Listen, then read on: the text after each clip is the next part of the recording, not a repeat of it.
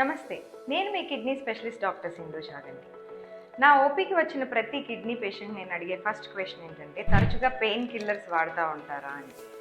తెలుసో తెలియకో ఈ ప్రపంచంలో చాలామంది తరచుగా ఈ నొప్పుల బిళ్ళలు వాడటం వల్ల కిడ్నీ ప్రాబ్లమ్స్కి గురవుతున్నారు. ఈ కిడ్నీ ప్రాబ్లం క్రియాటినిన్ ఇంక్రీజ్ అంటే క్రియాటినిన్ పెరుగుదల దగ్గర నుండి డయాలిసిస్ రిక్వైర్మెంట్ వరకు చూస్తున్నాం. ఎస్పెషల్లీ కిడ్నీ సెన్సిటివ్గా ఉన్న పేషెంట్స్ అంటే షుగర్ ఉన్నవాళ్ళు, బీపీ ఉన్నవాళ్ళు, గుండె జబ్బులు ఉన్నవాళ్ళు, ఓల్డ్ ఏజ్ గ్రూప్ వాళ్ళు, వీళ్ళకి ఈ పెయిన్ కిల్లర్స్ వల్ల కిడ్నీ డ్యామేజ్ అయ్యే అవకాశం చాలా ఎక్కువగా ఉంటుంది.